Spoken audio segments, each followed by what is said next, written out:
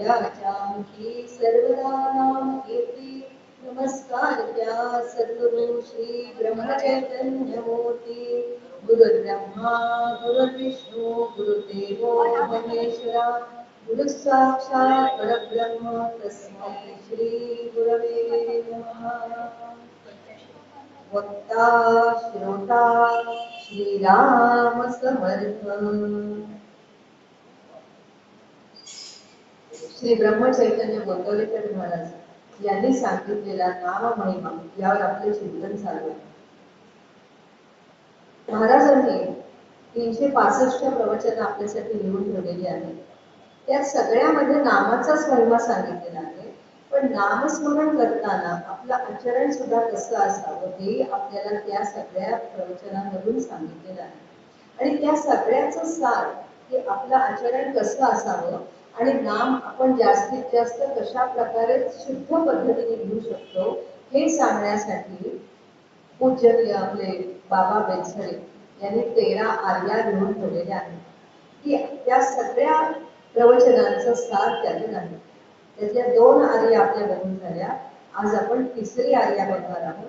तिसरी आर्या अशी आहे, आनंदात असावे आळस भय पेश दूर त्यागावे हाची सुबोध तुमचा अनुसंधानात कधी सुखवावे। सद्गुरुनाथ महाराज की जय। आता एक आपण पदाची खोड करूया, चिंतन करूया। पहिलं काय सांगितलेलं आहे, आनंदात असावे। आपण आनंदात असतो नाही असं, पण आपला आनंद कसा असतो, काही वेळापुरता असतो, क्षणिक असतो, किंवा काही तासापुरता, काही दिवसापुरता, काही महिन्यापुरता, हो की नाही? एखाद्या गोष्टीने आपल्याला आनंद मिळतो, मिळत नाही असं नाही। मुलगा माझा 12वी झाला, चांगले मार्क मिळाले, चांगली ऍडमिशन चांगल्या ठिकाणी मिळाली, पण तो आनंद काही दिवसच। कारण सुख दुःख सुख दुःख याचे डोंगर पाठोपाठ चालूच असतात। तर हा जो आनंद आपल्याला प्राप्त होतो, हा आनंद कसा आहे, क्षणिक आहे। तो या निस्सार संसारातला आहे की जो संसार शाश्वत नाही। म्हणजे हे विषयच मुळात कसे आहेत, विषयरूपी आहेत। त्यातला आनंद हा कायमस्वरूपी राहणारा नाहीच आहे। पण तरी महाराज म्हणतात आनंदात असावे, म्हणजे थोडे काळ नाही, थोडं दुःख नाही, कायमच आनंदात असावे। पण असा आनंद आपल्याला प्राप्त होत नाही। मग का होत नाही, तर श्री महाराजांचं असं म्हणणं आहे की खरं तर नित्य आनंदात आपण असायला पाहिजे। कारण तो नित्य आनंद स्वरूप सच्चिदानंद स्वरूप भगवंत आपल्या सगळ्यांच्या हृदयामध्ये स्थित आहे। म्हणजे खरं म्हणजे आपण कायमच आनंदी पाहिजे। जेवढं आपलं आयुष्य आहे त्या आयुष्यामध्ये 24 तास आपण आनंदी पाहिजे। तर त्या भगवंतांचं स्वरूपच मुळी आनंदाचं आहे। पण फक्त होतं काय, आपल्या आयुष्याकडे बघण्याचा दृष्टिकोन बदलतो असं म्हणलेलं आहे। तो दृष्टिकोन बदलायला पाहिजे, तटस्थपणे बघायला पाहिजे। बघा, आपण एक गमतीचा दृष्टांत घेऊया त्यासाठी। एकदा असं झालं की एक व्यापारी होता, त्याला काही महिन्यांकरता पलीकडच्या राज्यात जावं लागलं। त्याचे घोडे होते, त्या घोड्यांवरती त्याने सामान त्याच्या पाठीवर टाकलं आणि ते घोडे घेऊन तो परत राज्यात गेला। तिथे गेला, सामान वगैरे टाकलं आणि मग त्या घोड्यांना चरायला पाठवलं। पण झालं होतं असं की तो जो भाग होता तो सगळा शुष्क होता, तिथे पाऊस बिऊस कमी पडत होता, त्यामुळे त्या घोड्यांना काही चारा मिळेल, सगळा चारा वाळून गेलेला होता। आता हा व्यापारी म्हणतो काय करायचं, माझ्या घोड्यांना जर खायला मिळालं नाही तर काय होणार। मग त्यांनी कोणातरी विचारलं, अहो इथे हिरवा चारा मिळेल का माझ्या घोड्यांसाठी, त्यांचं खाण्याचं काहीतरी बघायला पाहिजे, नाही तर ते मरतील, आजारी पडतील, काय करू मी, कुठे मिळेल चारा। मग त्यातला एक महात्मा मनुष्य होता, तो म्हणला असं करा, त्या सगळ्या घोड्यांना म्हणाले हिरवा चष्मा घाला।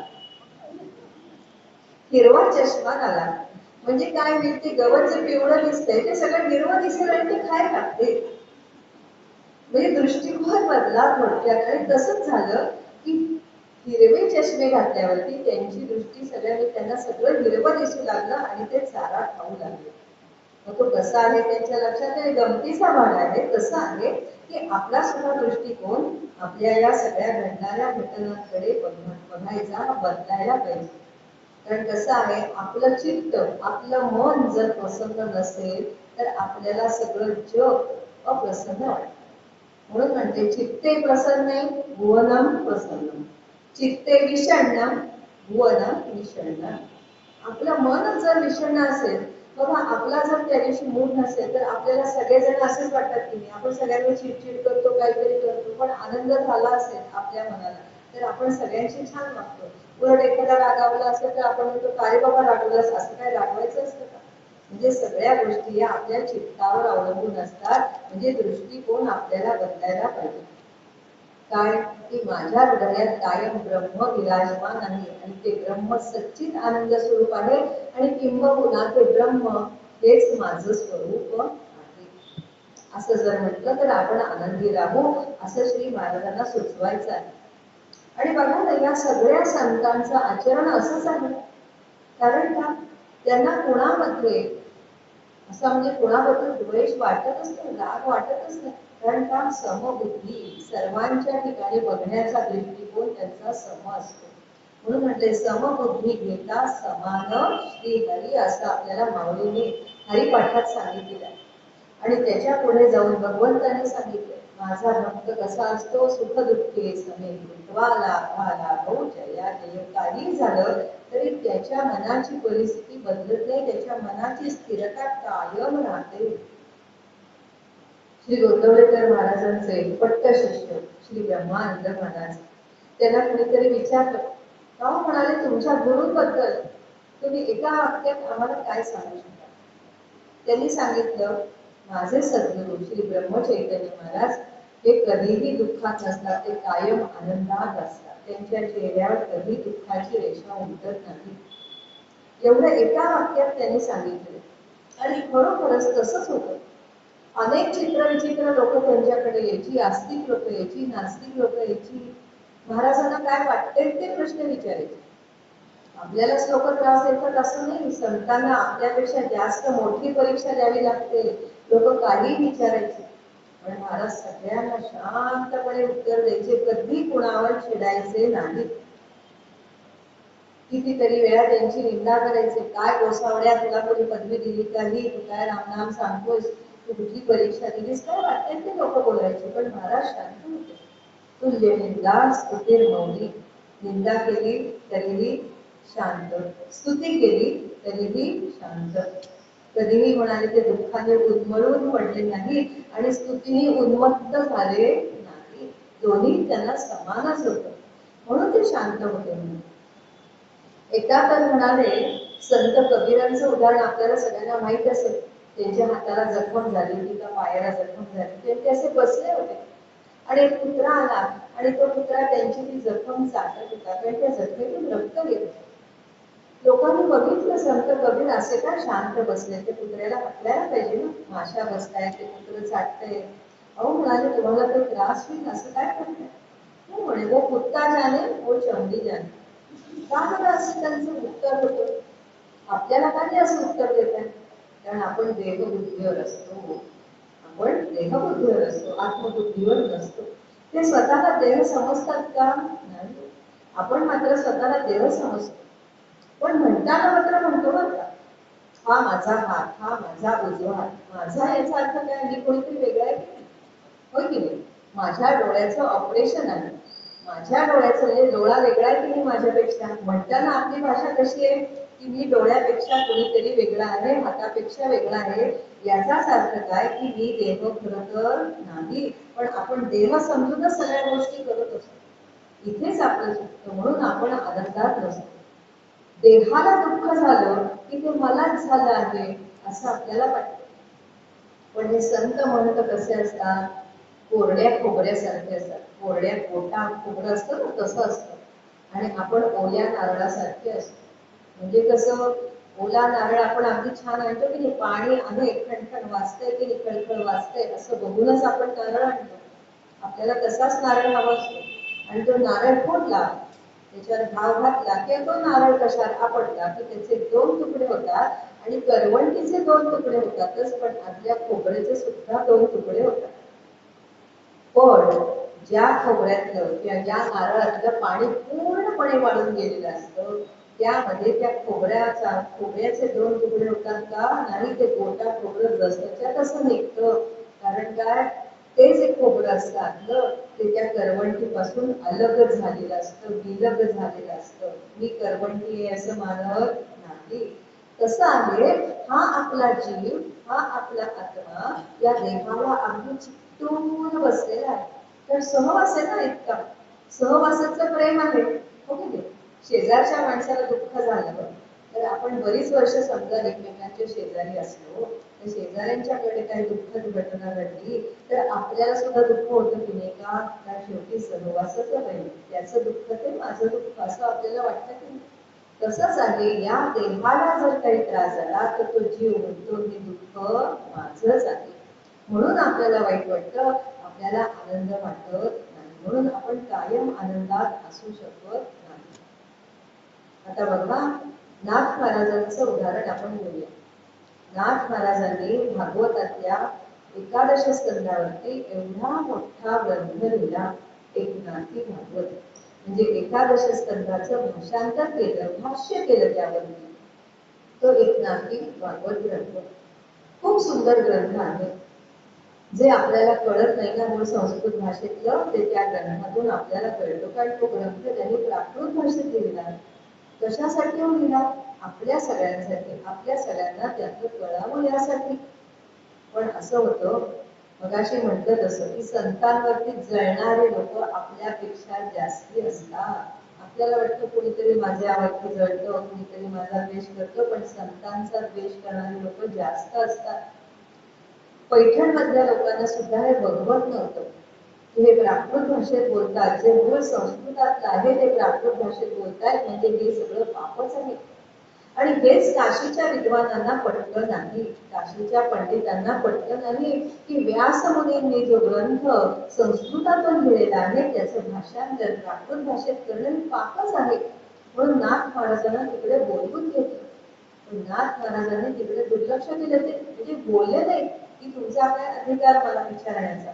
ते शांतपणे तिथे गेलेले आहेत. आणि त्यांना म्हणजे आता मी सगळी कथा सांगत नाही, मागितल्या नाथांचं सांगितलं त्याला सांगितलं, परत कधी विषय निघेल तेव्हा सांगू, आज आधीच उशीर झाले. त्यावेळेला त्या पंडितांनी नाथांना खूप दूषणं दिलेली, की तुम्ही हे करूच शकत नाही. आणि मग ती दूषणं देऊन त्यांनी सांगितलं की हा जो ग्रंथ आहे, म्हणजे कसं झालं तर एकादश स्कंदाचे फक्त 5 अध्याय लिहून झाले होते. ते 5 अध्याय लिहून त्यांचा एक शिष्य काशीत गेला होता आणि तो वाचत होता. त्या विद्वानांना कळलं की या 5 अध्यायांवरती प्राकृत भाषेत ग्रंथ तयार होते आणि पुढचा पण होणार. त्यावेळेला त्या पंडितांनी चक्क आदेश दिला की हा जो 5 अध्यायांचा ग्रंथ आहे, पंचाध्यायी त्याला म्हणतात, ती पंचाध्यायी गंगेमध्ये भिरकावून द्यावा. तरी सुद्धा नाथ महाराज शांत झाले. आणि झालं असं की ते भिरकावून गेली तर साक्षात गंगा मैया वर आलेली आहे. आणि तो ग्रंथ, ती पंचाध्यायी, त्याला पाण्याचा स्पर्शही झाला नाही आणि तो ग्रंथ त्यांनी सगळ्यांना हातात दिलेला आहे. कोणी? गंगा मैया. हे सगळं बघितल्या विद्वानांच्या लक्षात आलं की आपल्या पुढे गंगा मैयेचा न्याय आहे, आपण कुणीच नाही. म्हणताना त्यांनी या गोष्टीला मान्यता दिली. आणि नाथ महाराजांना सांगितलं की हा सगळा आता पुढचा जो ग्रंथ आहे, भाष्य करायचं आहे, 31 अध्याय आहे एकादश स्कंदाचे, त्याच्यावरचं पूर्ण भाष्य आता तुम्ही इथेच काशीमध्ये बसूनच पूर्ण करा. आणि तो ग्रंथ त्यांनी काशीमध्ये बसून पूर्ण केला. त्यामध्ये नाथ महाराजांनी खूप सुंदर ओवी लिहिलेली आहे. तिथे नाथ महाराज निस्पृह होते. कुणी काही म्हटलं तरी त्यांना वाटत नव्हतं, काही सम कुठलाय.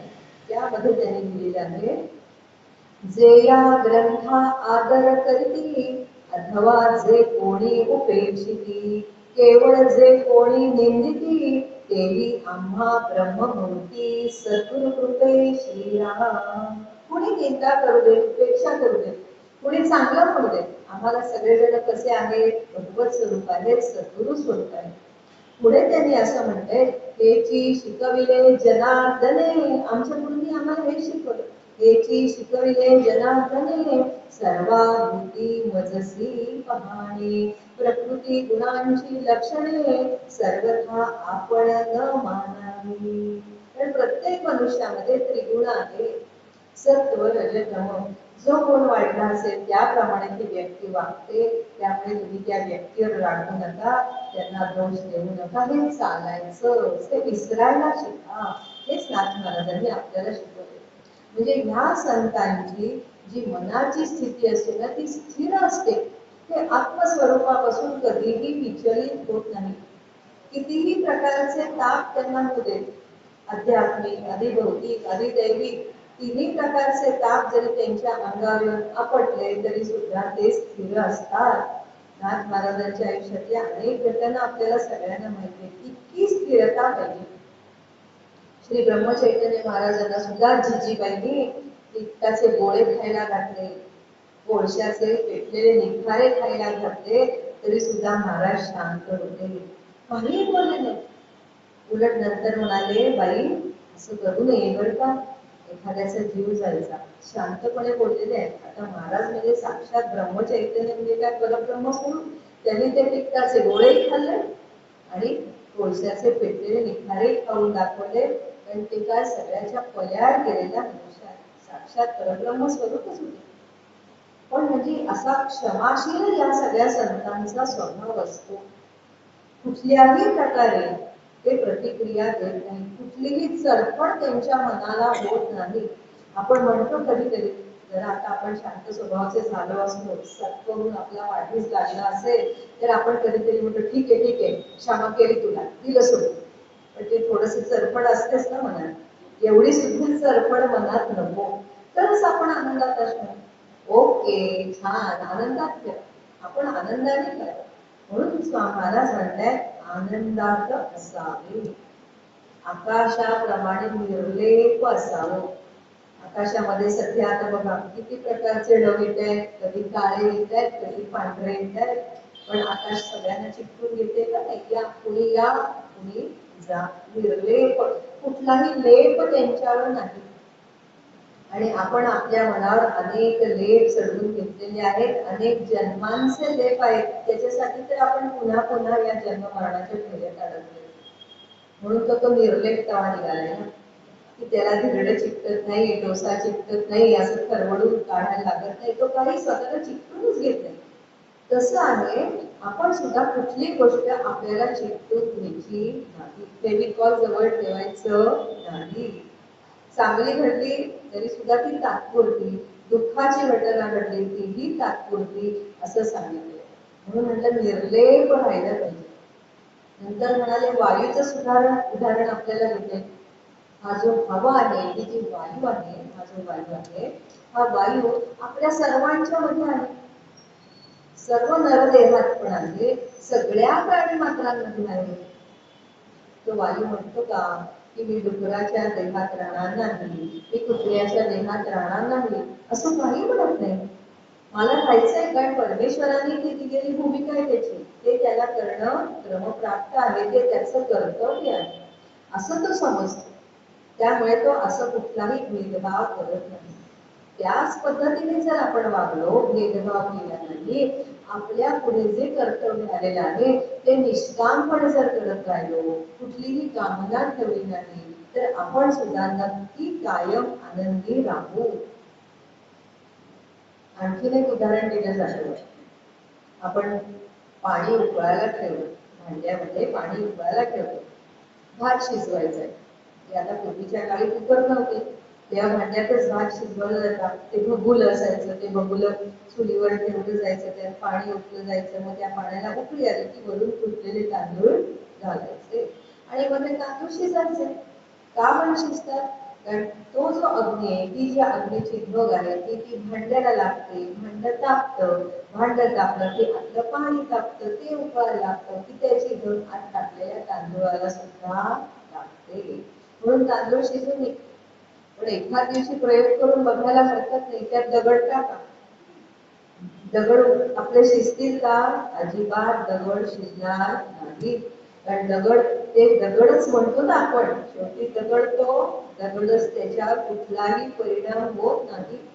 तसं आपलं मन दगडासारखं केलं पाहिजे, कुठलेही परिणाम त्याच्यावर होता कामा नये. अशा पद्धतीने जर आपण वागलो तर म्हणाले अजिबात आपल्याला दुःख होणार नाही, आनंदात असावे असं सांगितलं. शमीक ऋषींचं उदाहरण घ्या. परीक्षित राजाने काय केलं? राग आला, मला पाणी विचारलं नाही, मला जेवण विचारलं नाही, हा कोण ऋषी बसलाय, हा कोण मुनी बसलाय, ढोक करतोय, ध्यान लावून बसलाय. कुठलं ध्यान, कसलं काही नाही, मी एवढा राजा आहे नगरीचा, मी इथं आलो आहे, तरी सुद्धा मला पाणी सुद्धा विचारत नाही.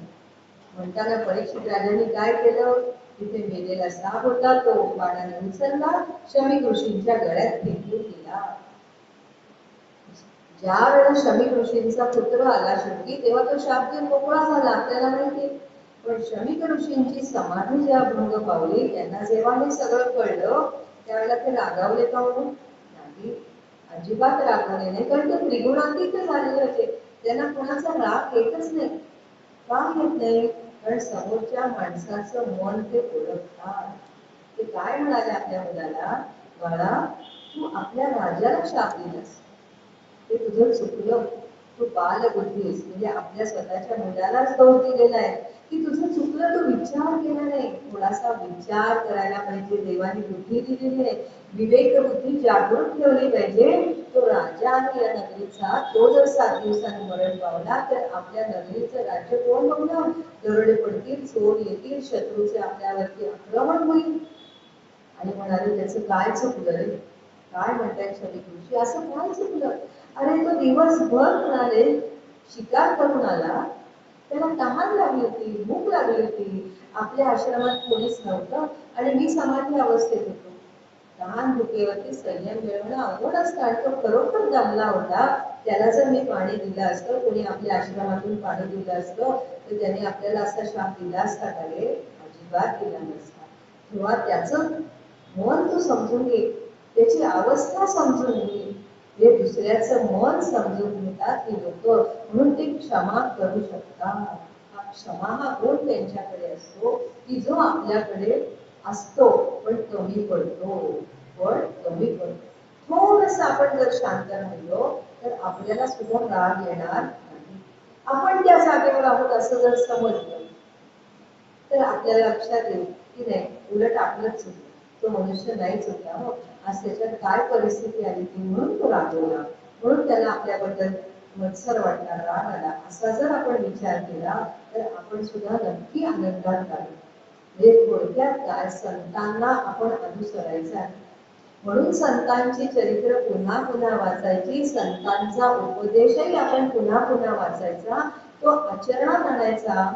तो कशासाठी? याच गोष्टीसाठी की आनंदात राहावं. हे कसं शिकायचं? तर संतांचं चरित्र वाचावं, म्हणजे लक्षात येतं. मग एखादा प्रसंग आला तर आपल्या मनात असं आलं पाहिजे की या ठिकाणी अमुक एक गुरु असते किंवा अमुक एक तुकाराम महाराज असते, माऊली असती, तर आज ती कशी वागली असती माऊली, हा विचार करायचा. मग माऊली अशी वागली असती म्हणजे मलाही तसंच वागलं पाहिजे, म्हणजे मी आनंदात राहील. असा सहज विचार आपण करू शकतो. माऊलींना सुद्धा किती त्रास दिलेला आहे, लोकांनी किती दूषण दिली, पण माऊलींनी सगळ्यांना क्षमा केलेली आहे. प्रभू रामचंद्रांना आदल्या दिवशी काय सांगतात वडील दशरथ राजा? रामा, उद्या तुला राज्याभिषेक करायचा आहे. आनंद वाटला नसेल का? वाटला असेलच, पण तो असा व्यक्त केला नाही आपल्यासारखा. लगेच व्हॉट्सअपवर सगळ्यांना मेसेज, बघा माझा उद्या राज्याभिषेक बरं का, या सगळ्यांनी वगैरे, काही शांत निर्विकार. आणि दुसऱ्या दिवशीच एकही मातेने सांगितलं, आता तुम्ही वनवासात जायचं, 1 दिवस नाही 14 वर्ष जायचं आणि राज्य मिळणार नाहीच. राज्य मिळणार आहे का? नाही. 14 वर्षानंतरची खात्री आहे का? नाही. आणि माझी आई भरताना राज्य, हा विचार सुद्धा आपण करू शकत नाही. माझ्या भावाला राज्य का? म्हणून माझ्या वडिलांनी मला राज्याचा अधिकार दिलाय, माझी आई माझ्याकडून तो अधिकार दिलावून घेते. किती राग आला असता आपल्याला, पण प्रभू शांत आहे. कारण का? त्यांनी विचार केला की माझ्या वडिलांनी जे कैकेयी मातेला दिलेलं वचन आहे ते मला पूर्ण केलं पाहिजे, ते माझं प्रथम कर्तव्य आहे. राज्य विजय नंतर. प्रभूंचे दोन्ही दिवशी विचार सारखेच होते. राज्य मिळालं काय आणि नाही मिळालं काय, दोन्ही दिवशी सारखेच होते. कारण भरताने विचारलं नाही. जेव्हा भरतजी परत आले त्यांच्या मामाकडून, त्यावेळेला भरतजींनी कौसल्या मातेला विचारले नाही, माते रामदादाला ज्यावेळेला दशरथ राजांनी राज्य देतो, राज्य गादीवर तू बस सांगितल्या, त्यांचा चेहरा कसा होता? काय ते म्हणाले, निर्विकार होता कौसल्या मतामध्ये. आणि दुसऱ्या दिवशी माझ्या आईने सांगितलं तू आता वनवासात जा, त्यावेळेला काय वाटलं? त्याला चरफटले का, ते रागावले का? अजिबात नाही, शांत होते. असे आपले प्रभू रामचंद्र आहेत. आणि प्रभू रामचंद्र काय, किंवा भरतजी काय, लक्ष्मणजी काय, शत्रुघ्नजी काय, सीतामाई काय, ती सुद्धा म्हणाली नाही अजिबात की असं कसं झालं वगैरे, काही नाही. ती शांतपणे उलट म्हणाले, मी सुद्धा तुमच्या वनवासात होते. उलट जे झालं ते हिताच झालं असं आपण समजतो. भगवान गोपाल कृष्णांचे कसं आहे, 16,108 विवाह करून आनंदात सगळ्यांबरोबर, सगळ्या स्त्रियांबरोबर त्यांनी संसार केला आनंदात, कुणाला कधी दुःख दिलं नाही. आणि यादवांचा संहार केला जायच्या आधी, त्यावेळेला सुद्धा तो आनंदानेच केला. याला म्हणतात समबुद्धी किंवा स्थिर बुद्धी. अशा पद्धतीने जर वागलो तर म्हणाले आपल्याला कधीही दुःख होणार नाही. पण असं आहे की तुम्ही काय किंवा मी काय, सामान्य आहोत आपण, हो की नाही? आपल्याला एवढं मोठं होता येणं इतक्यात तरी कठीण आहे, हो की नाही? एवढं साक्षीत भावाने तटस्थपणे वागणं खूपच कठीण आहे. पण तरी पुन्हा पुन्हा वाचलं, चिंतन केलं तर हळूहळू काहीतरी परिणाम होईलच. आनंदात असावे, महाराज म्हणतात ठीक आहे, प्रयत्न करू, काही हरकत नाही, करायला काही हरकत नाही, त्यासाठी वाचा.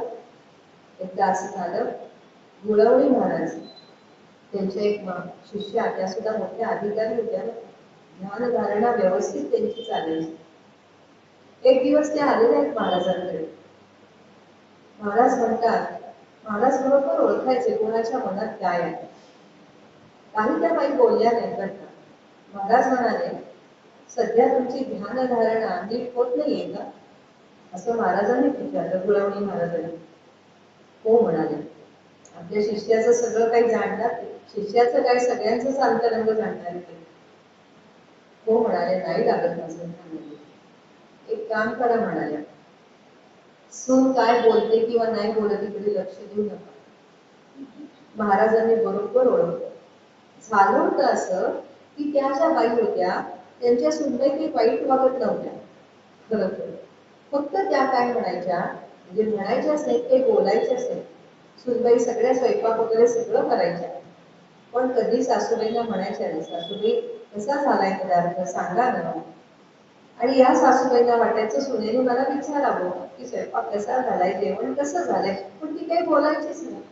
म्हणून यांच्या मनात तिच्याबद्दल थोडासा राग होता किंवा वाईट वाटायचं, कोणी माझ्याशी सून बोलत, त्याने मला विचारलं.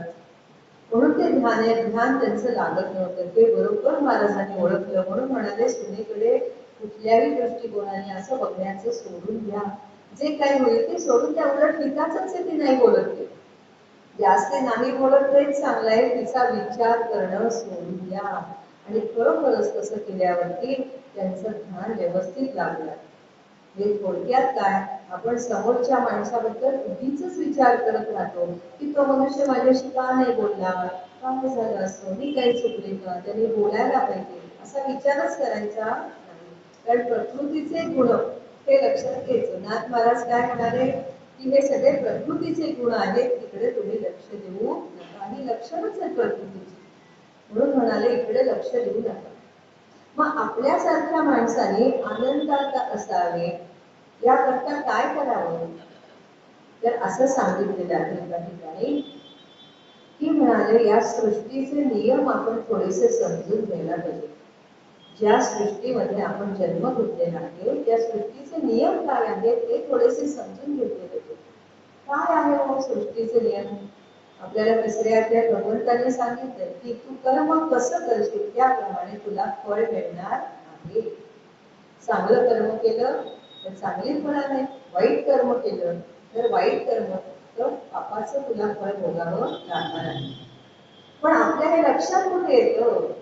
आपल्याला हे लक्षात येते, माझ्याच लोकांनी दुःख का, माझीच सासू अशी का, माझाच नवरा असा का, माझीच शेजारी अशी का, मलाच का नाही शिकायला मिळालं, मलाच का नाही नोकरी करायला मिळाली, माझ्याच लोकांनी का, असं आपल्याला वाटतं. मीच दुःखी का?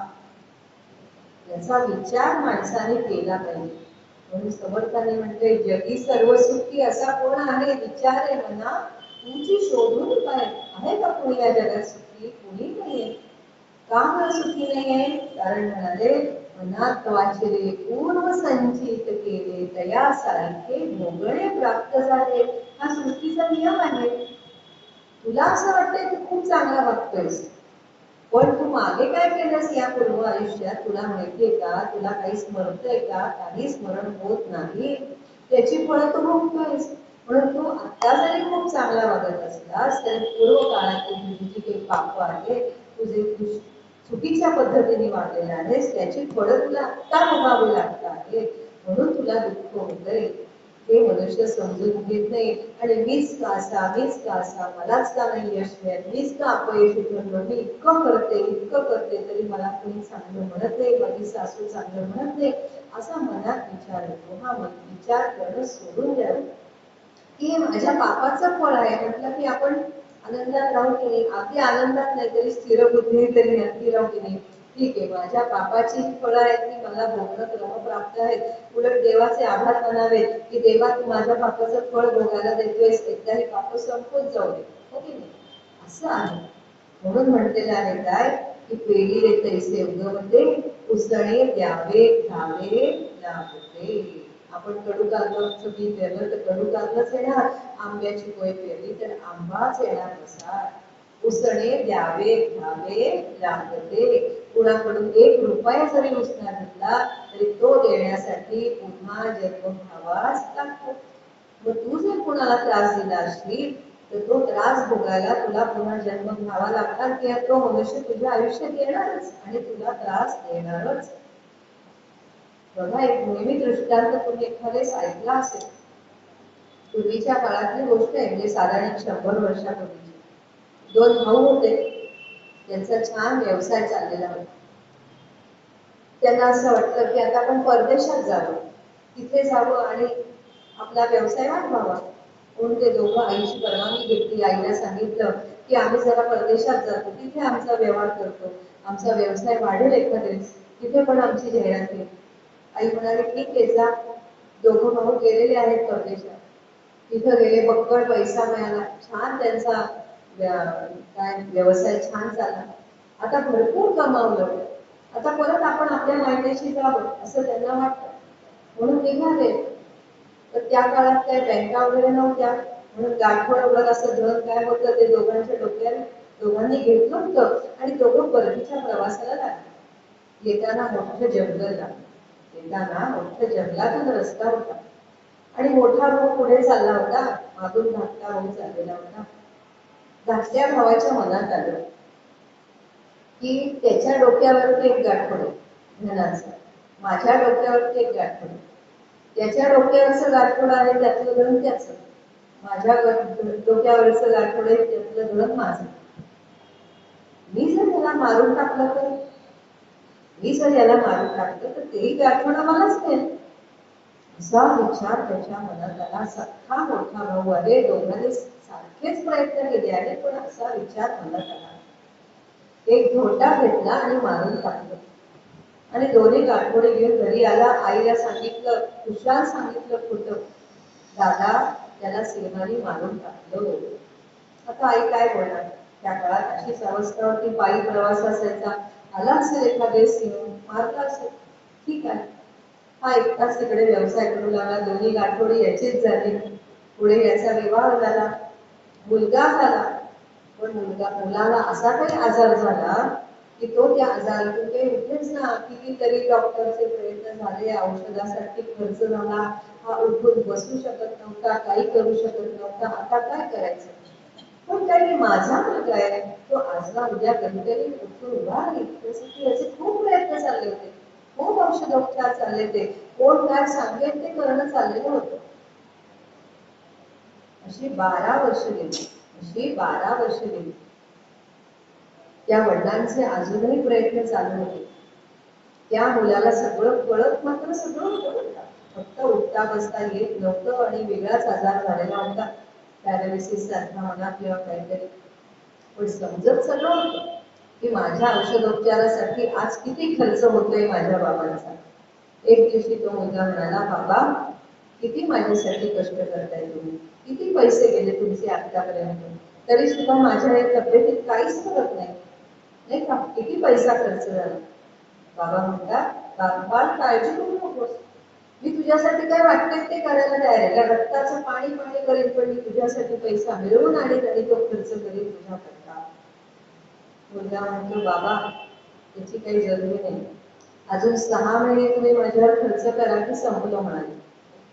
बाबा म्हणतात, म्हणजे काय संपलं म्हणजे काय. नाही म्हणाले, माझं जेवढं धन तुम्ही लुबाडलं होतं ना मागच्या जन्मात, माझ्या मागच्या जन्मात, ते मी परत घ्यायला आलो आहे. कोण आहे मी, तुझा मोठा भाऊ, तुझ्याच पोटी जन्माला आलोय. तू माझं गाठोडा घेतलंच ना हिरावून त्यातलं घर, ते मी वसूल करायला आलो आहे. असे आपले मागच्या जन्माचे काहीतरी लागेबंधे असतात, म्हणून आपला असा खर्च होतो. त्या भावाने समजून घेतलं, ठीक आहे, म्हणजे हे म्हणून म्हटलं, पेरिले तैसे उगवते. हा सृष्टीचा नियम आपण समजून घ्यायला पाहिजे, म्हणजे मग आपल्याला वाईट वाटत नाही. मग आपण आनंदात राहण्याचा प्रयत्न करू की नक्कीच करू, की बरोबर आहे, माझे मागच्या जन्मातलं पाप आहे ते मला फेडायलाच हवं, ते मी आनंदानेच पाप सुद्धा सहन करायला पाहिजे. संकट येते त्याला तोंड द्यायला पाहिजे. फक्त भगवंतांना आपण सांगितलं पाहिजे की देवा, या संकटाला तोंड देण्याची मला हिंमत दे, तुझी कृपा माझ्यात असू दे, एवढंच आपण करू शकतो. पण आपण जर आनंदाने ते भोग भोगले तर आपण आनंदात असावे हे महाराजांनी सांगितलेलं विसरू का, कधीच नाही. असाच एक वारकऱ्याचा सुद्धा दृष्टांत सांगतात. एक वारकरी होता, दरवर्षी तो पंढरपूरला पायी जायचा. आता बरीच वर्ष तो करत होता अशी वारी, जवळजवळ 70-75 वय झाले. आता त्याचे पाय थकले होते, दमले होते, पण तरी वारी सोडली नाही बरं का. वारीला जायचं ठरवलंच. यंदा जरा जास्तच थकला होता, निघाला. कसा बसा थोडासा उठत बसत थांबत तो कसा तरी पंढरपूर पर्यंत पोहोचला. आता अगदी विठुरायाच्या मंदिराचा कळस दिसू लागला. आणि एवढ्यात काय झालं, त्याच्या तिथे एक अशी गाडी येऊन उभी राहिली, 4 चाकी गाडी येऊन उभी राहिली. त्यांनी बघितलं गाडीत कोण आहे.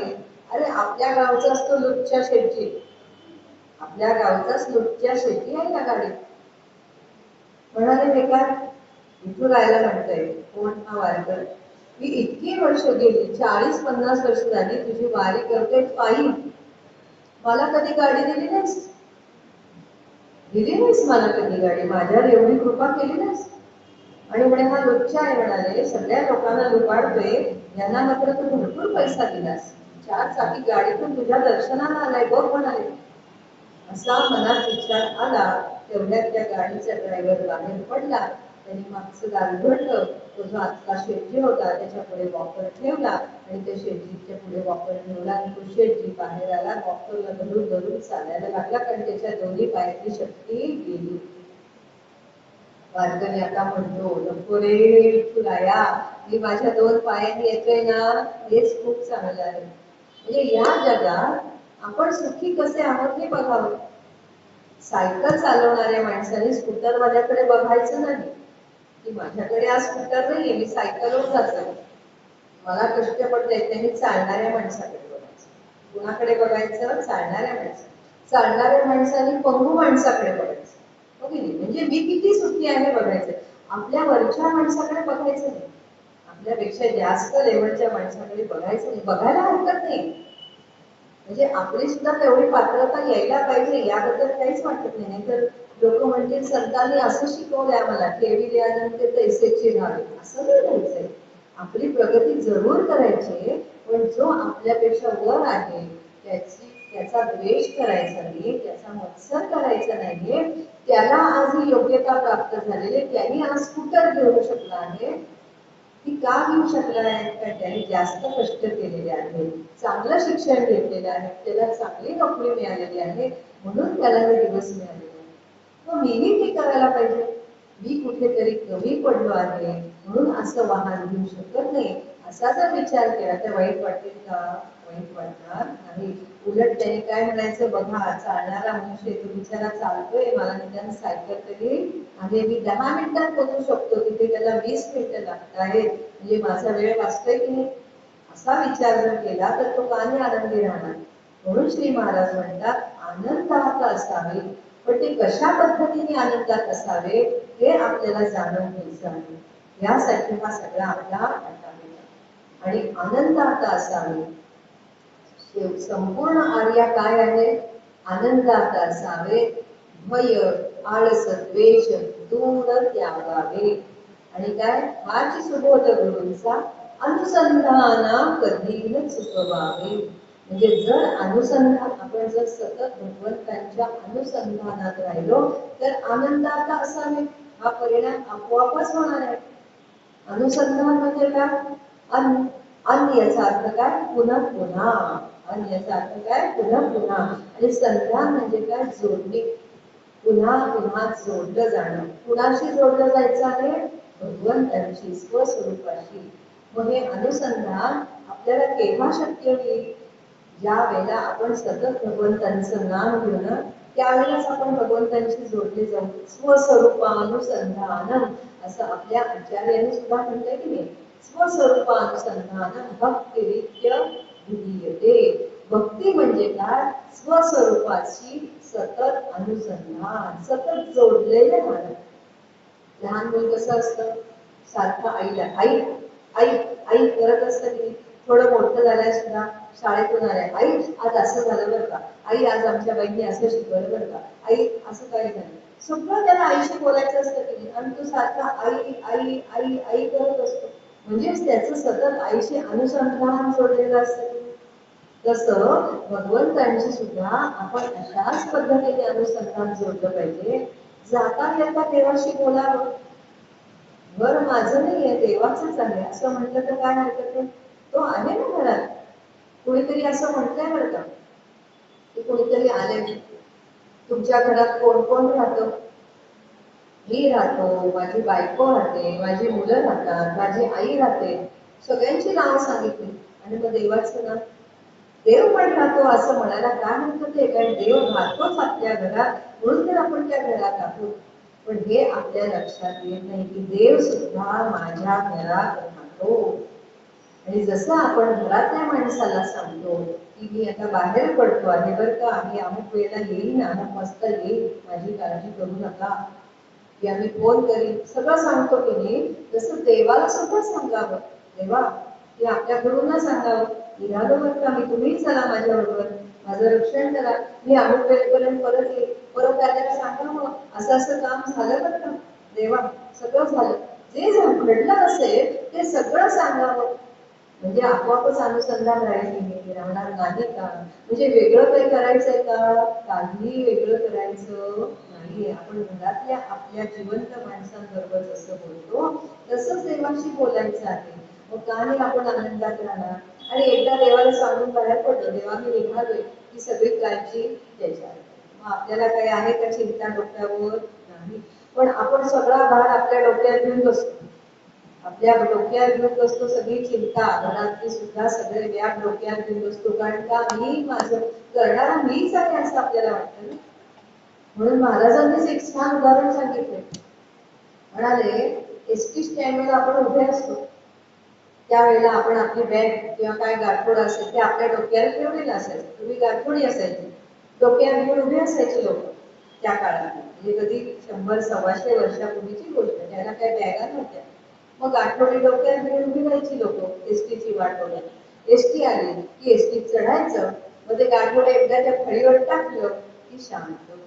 मग म्हणाले एसटीत बसल्यावर गाठोडे टाकतात की नाही फळीवर, कसं आहे म्हणाले, तुमच्या मनातल्या चिंता, तुमच्या मनातली दुःख, किंवा तुमच्या मनातली जी काही तुमची काय म्हणून आपण टेन्शन म्हणूया, म्हणजे आपल्याला लगेच कळतं, ही सगळी तुम्ही देवावर सोपवा.